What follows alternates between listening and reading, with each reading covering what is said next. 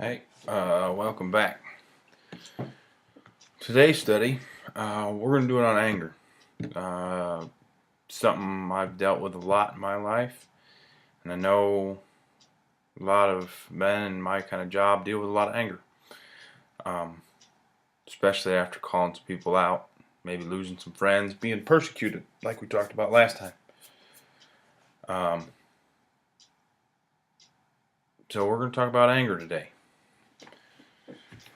We'll call this one, are you just in your anger, or are you unjust in your anger? Is your anger justified or not? First question is, are you angry? Uh, if you are, it's destroying you from the inside.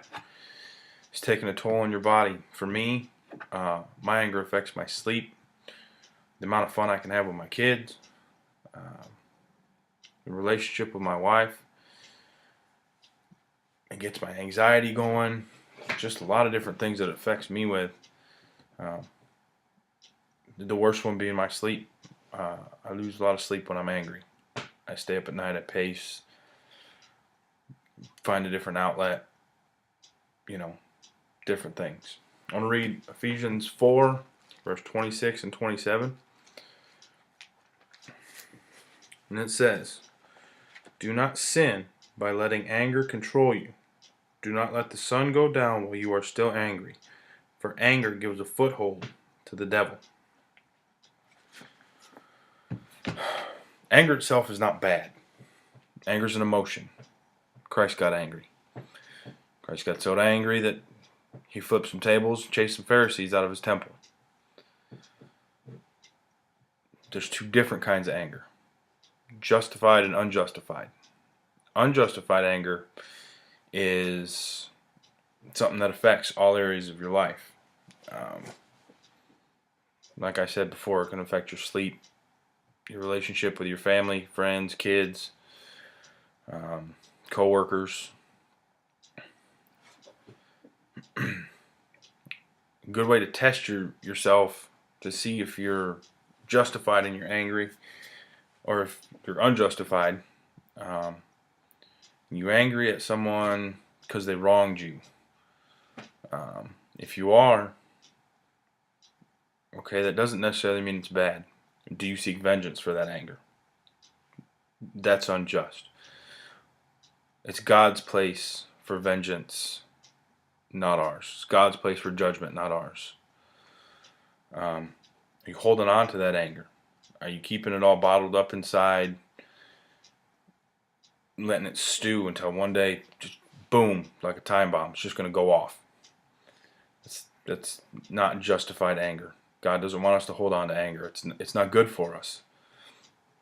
Are you unwilling to forgive the person? If you're holding on to it and you're seeking vengeance, most likely you don't want to forgive them. All these things, they're going to destroy you. They're going to destroy you from the inside out. It's going to be bad for your life in all areas. You got to remember too, it's not just bad for you, it's bad for the people around you, because anger is contagious. You ever been around somebody that's angry? It rubs off on you. It rubs off on me. I get angry when everybody around me at work is angry and on edge. It pisses me off, to be honest, open with you. I can't always put a finger on why others around me are feeling angry. I can't always put a finger on why I'm feeling angry. Some of the things that can cause it are just feelings of being lost or rejected, abused, not getting our way, acting like kids. We don't get our way, we throw a temper tantrum. I'm guilty of that here recently. Didn't get something that I thought was due to me and got angry and have been unforgiving about it. Up until I did this study, and I'm moving past it now. I'm getting better. I feel like God's released me from a lot of that anger. I've forgiven the person that I felt wronged me. The other kind of anger I want to talk about is justified anger. There's a lot more to being angry than just being mad.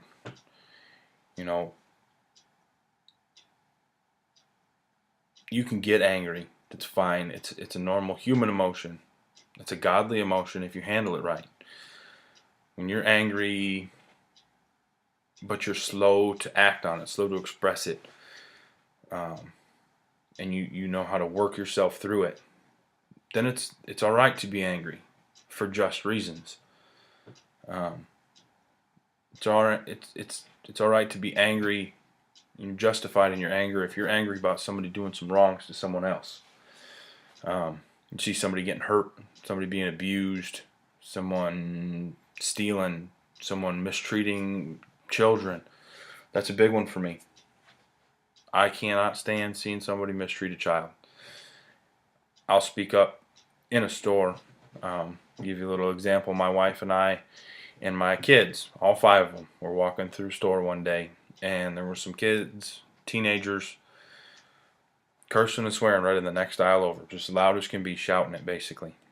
And I had to step away from what I was doing because it was making me angry. I had to step away from my family, my kids. I went over and addressed these kids and said, look, there's younger kids around. I don't appreciate it. Other people don't appreciate it. You know, I'd like you to stop. It's ungodly. And they stopped. That was justified anger. I had a right to be angry. These teenagers were polluting the minds of my children.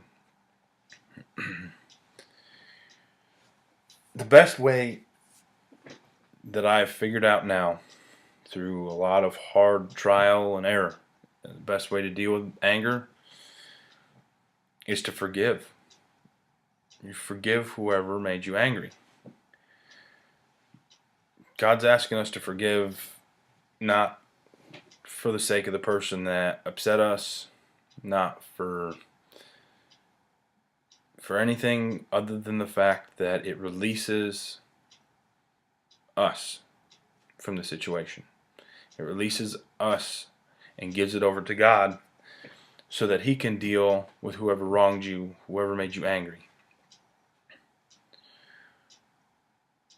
When you're full of anger and resentment, you can't grow spiritually. You can't get to where God wants you to be. You can't get the words that He's trying to give you. For me, something I've decided to do is I've decided to make up my mind every morning to not be offended by everything, to just forgive. People upset me, forgive them. Move on. It's much easier in life when you're not offended by every little thing that comes your way. And make up your mind in the mornings to be a blessing. The last thing I want to read is Proverbs 16:32.